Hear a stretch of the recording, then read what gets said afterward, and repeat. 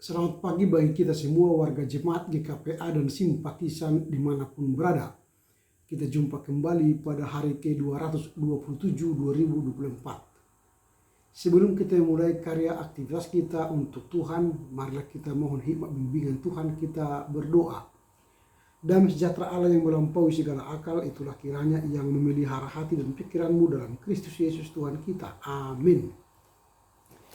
Firman Tuhan yang akan kita renungkan pada hari ini tertulis dalam kitab Amsal 31 ayat 8. Saya baca dari terjemahan baru 2. Demikian tertulis. Bukalah mulutmu untuk orang yang bisu, untuk hak semua orang yang merana. Open your mouth on behalf of those who are unable to speak, for the legal rights of all the dying. Amin. Yang berbahagia mereka yang mendengar serta memelihara kebenaran firman Tuhan. Renungan kita hari ini bertema tanggung jawab kita sebagai individu dalam masyarakat. Tanggung jawab kita sebagai individu dalam masyarakat. Nah, hari ini berbicara tentang tanggung jawab kita sebagai individu dalam masyarakat. Artinya sebagai seorang yang punya integritas, sebagai individu di tengah masyarakat, banyak kita punya tanggung jawab. Ayat ini menekankan pentingnya berbicara, bersuara untuk orang yang tidak bersuara, yang tidak mampu berkata-kata, atau orang yang menderita, orang yang tertindas, orang yang terpinggirkan, orang yang marginalized. Ketika kita melihat di sekitar kita ada banyak orang yang mengalami kesulitan, penderitaan, ketidakadilan, dan penindasan, maka kita harus buka suara. Open your mouth. Speak up. Berbicara. Artinya kita dipanggil untuk menjadi suara bagi mereka yang bisu, yang tidak mampu bersuara di tengah ketidakadilan, yang tidak mampu bersuara di tengah penderitaan, tidak mampu bersuara di tengah tekanan. Untuk apa? Memperjuangkan hak-hak mereka dan memberi dukungan yang mereka butuhkan. Nah, hari ini juga mengingatkan kita akan pentingnya rasa empati dan peduli. Empati dan peduli. Kita tidak boleh tak acuh terhadap penderitaan orang lain.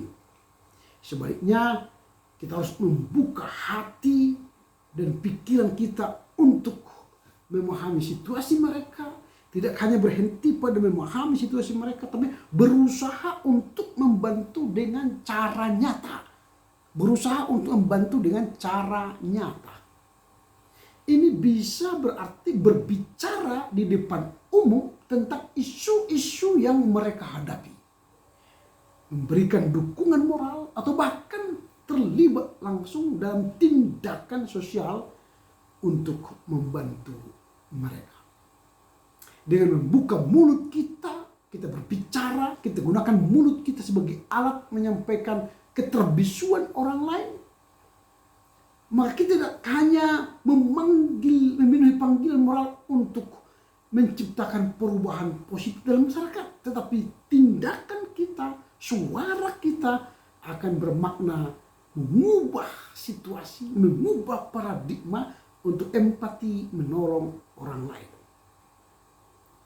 Mari kita berkomitmen menjaga agen perubahan dan tidak hanya mendengarkan, tetapi juga bertindak demi keadilan dan kebaikan bagi sesama. Pertanyaan kita sekarang, apa yang hendak kita renungkan dari nas hari ini?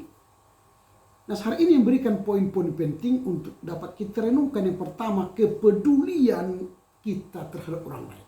Kepedulian kita terhadap orang lain. Ayat ini mengingatkan kita untuk tidak hanya memikirkan diri sendiri, tetapi juga peduli kepada orang lain, terhadap orang di sekitar kita, terhadap di kantor kita, terhadap di tetangga kita, terhadap di gereja kita, terhadap di masyarakat kita, dan terhadap bagi bangsa yang besar. Terutama mereka yang memiliki suara atau mereka yang tidak memiliki kekuatan untuk bersuara, menyampaikan aspirasinya, membela diri. Kita harus peduli terhadap orang-orang seperti itu. Ini mengajak kita untuk lebih peka terhadap penderitaan orang lain. Jadi kalau ada orang menderita, kita peka membela mereka, bukan ikut menindas membuat mereka menderita. Itu yang pertama. Kedua, menjadi suara bagi orang yang terpinggirkan. Menjadi suara bagi orang yang terpinggirkan. Kita dipanggil untuk berbicara, pakai mulut kita, menyampaikan aspirasi mereka, keterbisuan mereka, bertindak demi keadilan. Ini berarti kita harus berani mengungkapkan ketidakadilan di ruang-ruang publik. Baik kata-kata, baik tulisan kita, baik tindakan kita. Untuk memperjuangkan hak-hak mereka. Suara kita bisa menjadi alat untuk membawa perubahan. Itu yang kedua, menjadi suara bagi yang terpinggirkan. Yang ketiga, tindakan nyata. Tidak perlu hanya berkuar-kuar, berkata-kata saja. Tapi tindakanmu, tindakan saya, tindakan kita penting untuk menolong orang lain. Artinya suara kita tidak hanya berhenti pada suara, tapi kita harus bertindak nyata. Kita perlu mencari cara membantu mereka yang merana, yang tertindas. Melalui dukungan moral, motivasi, advokasi, atau tindakan langsung yang dapat meringankan beban mereka. Itu yang ketiga, tindakan nyata. Yang keempat, empati dan pengertian. Empati dan pengertian. Nah, hari ini juga mengajak kita untuk mengembangkan empati. Tidak hanya simpati, oh begitu ya. Tetapi empati kita menempatkan diri kita sama seperti mereka, supaya mereka kita keluarkan dari penderitaan mereka. Nanti memahami situasi dan perasaan orang lain untuk langkah awal maju berbicara dan bertindak dengan bijak untuk mengeluarkan mereka dari penderitaan itu. Artinya kita perlu mendengarkan cerita mereka dan merasakan beban yang mereka pikul. Lalu kita berusaha mengurangi beban itu atau menghilangkan beban itu supaya mereka terbebas menikmati sukacita. Itu yang keempat. Yang kelima, yang terakhir, tanggung jawab sosial. Sebagai bagian dari komunitas, kita memiliki tanggung jawab untuk menciptakan lingkungan yang lebih adil, lingkungan yang lebih berbelas kasih, lingkungan yang peduli sesama. Ini adalah panggilan untuk berkontribusi dalam membangun masyarakat yang lebih baik, di mana setiap yang dihargai dan diberlakukan dengan adil. Artinya kita memiliki kontribusi pemikiran untuk membangun masyarakat lebih baik, supaya masyarakat yang tak bersuara itu dihargai dan diperlakukan dengan adil. Jadi apa yang hendak kita renungkan dari nas hari ini? Yang pertama, kepedulian kita terhadap orang lain. Yang kedua, menjadi suara bagi mereka yang terpinggirkan. Yang ketiga, tindakan nyata. Jangan hanya berkata, tapi bertindak. Yang keempat, empati dan pengertian. Dan yang kelima, tanggung jawab sosial.